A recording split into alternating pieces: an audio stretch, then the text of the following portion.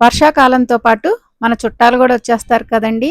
అవేనండి జలుబు, జ్వరము. ఇవేమీ రాకుండా ఉండాలంటే మనం స్ట్రాంగ్‌గా ఉండాలి. మనం స్ట్రాంగ్‌గా ఉండాలంటే కొన్ని రకాల ఆహార పదార్థాలు తినాలి కదా! ఇప్పుడు నేను చూపించేది కూడా అదేనండి. వేడి వేడి అన్నంలో నెయ్యేసుకొని, ఈ పచ్చడి కలుపుకొని తింటే రోజుడి కన్నా ఒక ముద్ద ఎక్కువే తింటాము. ఇది మన హెల్త్‌కి కూడా మంచిది. మనలో వ్యాధి నిరోధక శక్తిని పెంచుతుంది. వెల్కమ్ బ్యాక్ టు అక్క, చెల్లి, ఒక్క కూతురు. ఏంటి ఇంత స్టోరీ చెప్తున్నాను దేని గురించి అనుకుంటున్నారా?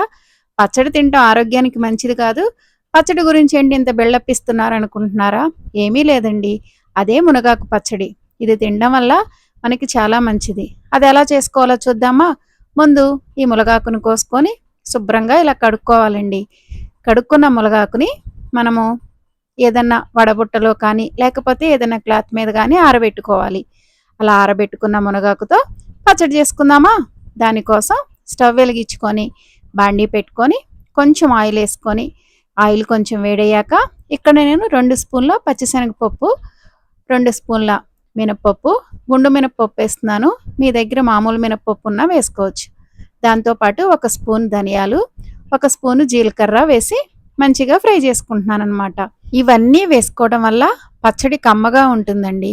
ఇది కొంచెం ఫ్రై అయ్యాక మనకి కారాన్ని బట్టి అంటే మనం తినే కారాన్ని బట్టి ఎండుమిరపకాయలు, పచ్చిమిర్చి కలిపి వేశాను. మీకు ఇలా నచ్చకపోతే ఎండుమిరపకాయలతో అన్నా చేసుకోవచ్చు, లేదా పచ్చిమిరపకాయలతో అన్నా చేసుకోవచ్చు. 2 కలిపి చేసుకుంటే పచ్చడి ఇంకా బాగుంటుందని ఇలా 2 కలిపి వేసి ఫ్రై అయ్యాక వీటిని ప్లేట్లో తీసి పక్కన పెట్టుకోవాలి. తర్వాత అదే బాండీలో ఇంకొంచెం ఆయిల్ వేసుకొని మనం శుభ్రం చేసుకున్న మునగాకు ఉంది కదండి, దాన్ని ఫ్రై చేసుకోవాలి. ఇక్కడ మీకు మునగాకుతో పాటు టమాటాలు కూడా వేసి పచ్చడి చేసుకోవాలనుకుంటే మునగాకు కన్నా ముందు కానీ తర్వాత కానీ 2 టమాటాలు కూడా వేసి ఫ్రై చేసుకోవచ్చండి. ఇలా మునగాకు మంచిగా ఫ్రై అయిన తర్వాత దీన్ని కూడా పక్కన పెట్టుకోవాలి. ఇప్పుడు మీకు దగ్గర రోలు ఉంటే రోట్లో వేసి దంచుకోవచ్చు, లేకపోతే మిక్సీలో దంచుకోవచ్చండి. ముందుగా మనము పప్పులన్నీ ఫ్రై చేసుకున్నాం కదండి, పచ్చనగపప్పు, మినప్పప్పు, జీలకర్ర, ఎండుమిర్చి, పచ్చిమిర్చి, దాంతోపాటు రుచికి సరిపడా ఉప్పు కూడా వేసి దంచుకొని అది కొంచెం నలిగిన తర్వాత మనం ఫ్రై చేసుకున్న మునగాకు, దాంతోపాటు కొన్ని వెల్లుల్లి రేకులు కూడా వేసుకొని దంచుకోవాలి. ఇది కూడా మంచిగా నలిగిన తర్వాత మనం ఇందులో కొంచెం చింతపండు నానబెట్టుకొని దాన్ని వేసుకోవాలండి. ఇలా చింతపండు కూడా వేయడం వల్ల పుల్లగా ఉండి అచ్చం ఇది గోంగూర పచ్చడిలాగే ఉంటుందండి. మీరు ఇది మునగాకు పచ్చడి అని చెప్పే వరకు ఇంట్లో వాళ్ళకి ఎవరికి ఇది మునగాకు పచ్చడి అని తెలియదు. గోంగూర పచ్చడి అనుకునే తింటారు. ఎందుకంటే మునగాకుతో పచ్చడి చేసామంటే ఎవరు తినరని నేను మా ఇంట్లో ఎవరికీ చెప్పలేదు. గోంగూర పచ్చడే అని అనుకున్నారు. కొన్ని విషయాలు బాగున్నాయని చెప్పే వరకు చెప్పకూడదండి. ఇది కూడా కొంచెం నలిగాక మనం ఇందులో ఉల్లిపాయలు వేసుకొని కచ్చాపచ్చాగా దంచుకోవాలి. ఇక్కడ నేను పెద్ద సైజు ఉల్లిపాయ తీసుకున్నానండి. చిన్నవైతే 2 ఉల్లిపాయ ముక్కలు వేసుకోండి. ఎన్ని ఉల్లిపాయలు వేసుకుంటే ఈ పచ్చడి అంత బాగుంటుందన్నమాట. ఉల్లిపాయలు కూడా వేసుకొని ఒకసారి దంచుకుంటే మునగాకు పచ్చడి రెడీ అండి. ఇందులో మనం అన్ని రకాల పప్పులు వేసుకున్నాం కదండి, అవి మనం పచ్చడి వేసుకొని తినేటప్పుడు మన పంటికి తగులుతూ ఉంటాయి అన్నమాట.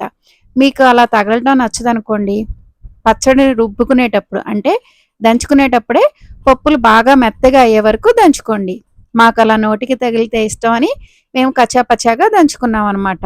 ఇంకా ఈ మునగాకు పచ్చడిని వేడి వేడి అన్నంలో నెయ్యి వేసుకొని తింటే చాలా బాగుంటుందండి.